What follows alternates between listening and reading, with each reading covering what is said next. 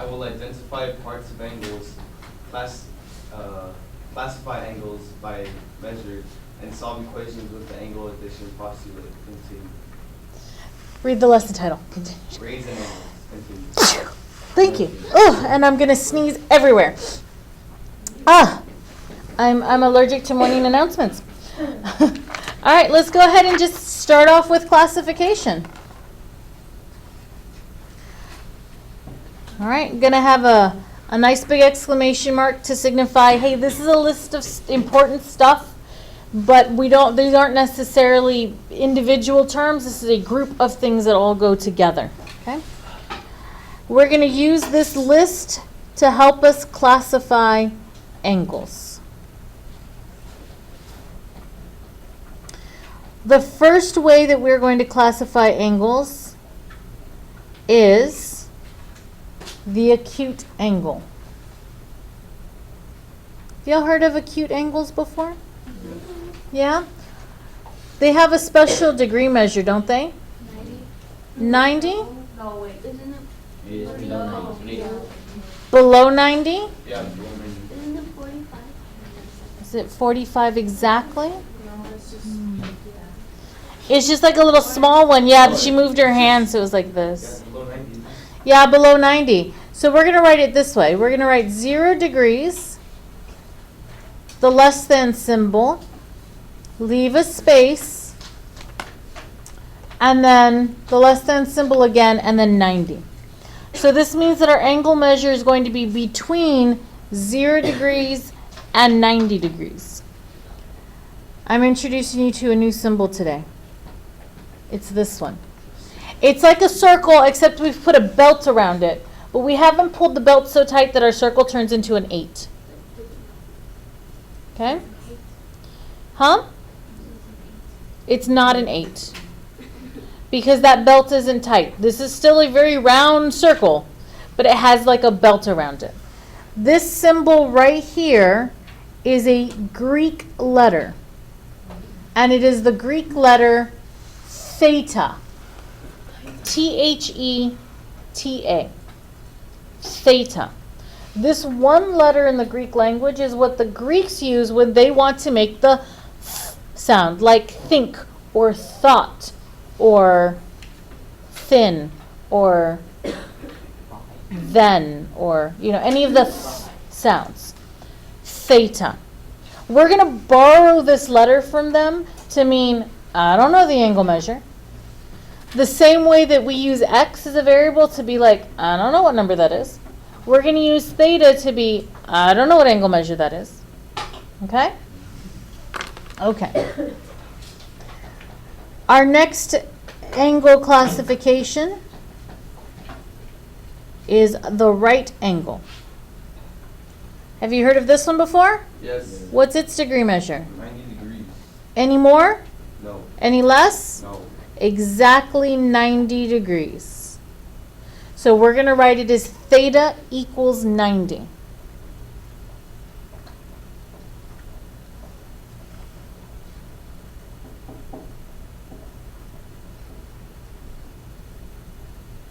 The next classification type is obtuse.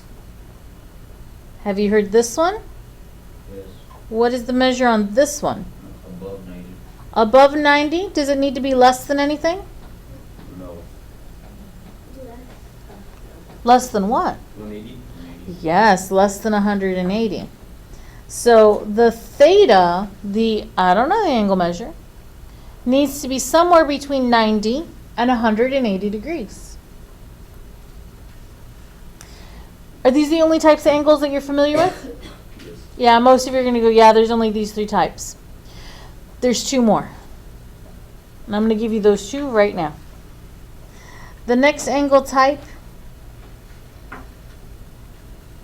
is the straight angle.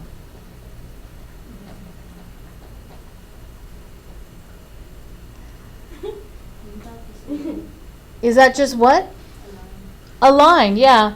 But what angle measure do you think that line has? 0.1. 180. Oh, wait. Yeah, look at the pattern. It's like a 0.1. I like the guess. The guess is awesome. Look at the pattern. 0 to 90, equals 90. 0 to 180 equals 180.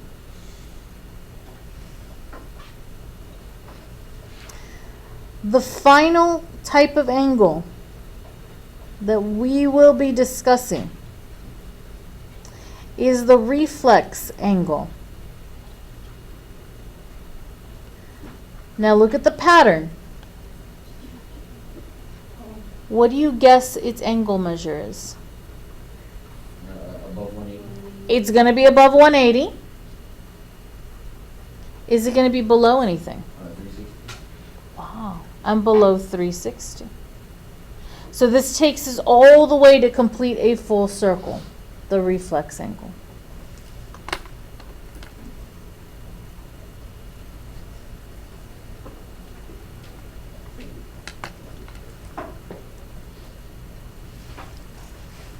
Okay. Any questions or confusion on the classification of angles? No, ma'am. All right. Let's talk now about the telenovela of angles, angle relationships. Chismes about our angles. Angle relationships. The first kind of relationship our angles can get into is they can form adjacent angles. Adjacent angles are always coplanar. They have to be on the same plane. Once you have them on the same plane, they have two things in common. Adjacent angles are going to share a side, and they're going to share a vertex.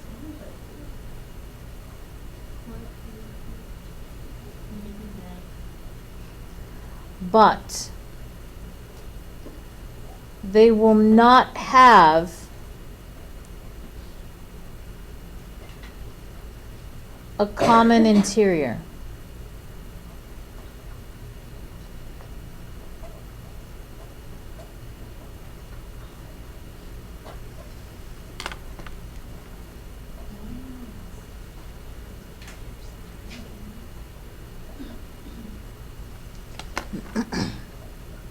So we have two things in common, the side and the vertex, but the inside of the angle they're not going to have in common. So these angles are not going to overlap. Okay? The next relationship that our angles can get into is they can form the linear pair. That word linear means what? Yeah, linear means line. So we know that this pair, these two angles, are going to form something that looks like a line. Here's our formal definition. A linear pair is formed by two adjacent angles. So all the things that these adjacent angles have in common, a linear pair has in common. But when you look at the non-common sides, they're going to form opposite rays.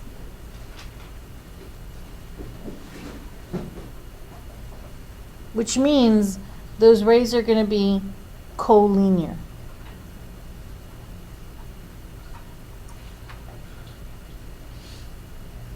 What you need to remember about linear pair is that they are always supplementary.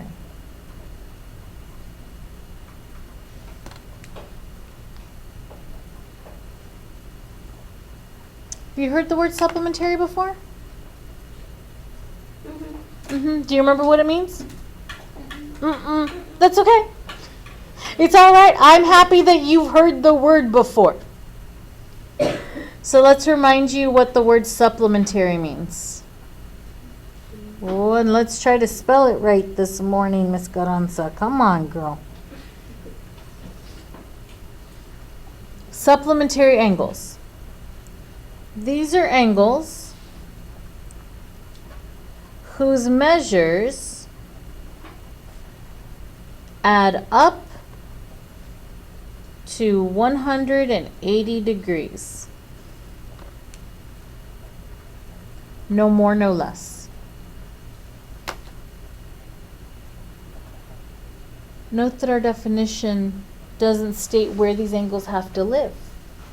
I could draw one angle on my paper and then run to the back of the room and draw another angle on Joseph's paper, and as long as the measure of his angle and the measure of my angle add up to 180, they're supplementary, even though they're on two completely different pieces of paper in two completely different parts of the room. They don't have to be coplanar. The last angle type or angle relationship is complementary angles. Have you heard this one? No, it doesn't seem familiar. Okay, no problem. Is it the opposite of supplementary? It's not opposite, it's similar, but it adds up to a different angle measure. So I'm glad that you see that we've got some relationship. Is it 360? Yes. That's a really great guess. Unfortunately, no. They don't add up to 360. They add up to 90. It's okay. It's okay. If you've heard it before and you forgot, that's completely okay. I'm really, really happy that you gave it a shot. This, for our space, do is it back? Yes.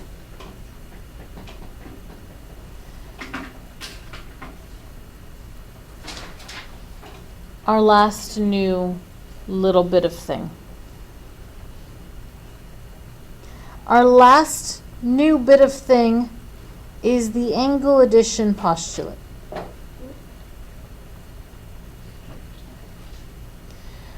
Do y'all recall us talking about the segment addition postulate? A little bit. And when we looked at the equation, it looked a lot like our equation for between, yes? Joseph's giving me a nod. Like, yeah, kind of seems familiar. She wants me to nod here so we can move on, so I'm just going to nod. The segment addition postulate said I could take a segment that had two pieces, and if I knew the measure of one piece and I knew the measure of the other piece, I could add them together to get the measure of the entire segment. You can do the same thing to angles. If I know the measure of one angle and it's adjacent to another angle, so if I know this measure and I know this measure, I can add them up to give me the entire measure. Okay? I need names for points so that way when I write the equation it looks good. A, W, C, X. All right. If two angles are adjacent, then, okay, I'm going to write this in a bunch of symbols, and then we'll talk about what the symbols mean, okay? Here we go. The measure of angle AWC plus the measure of angle CWX equals the measure of angle AWX.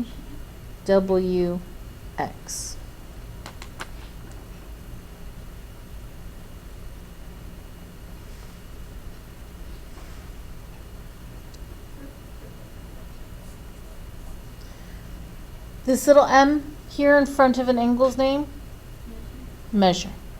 The measure of whatever angle we've just named. Here is our pink angle. So that angle measure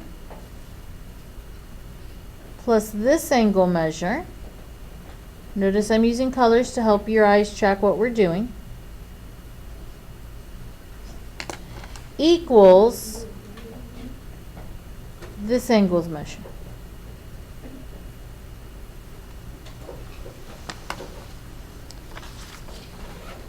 Questions on that? No, ma'am. All right.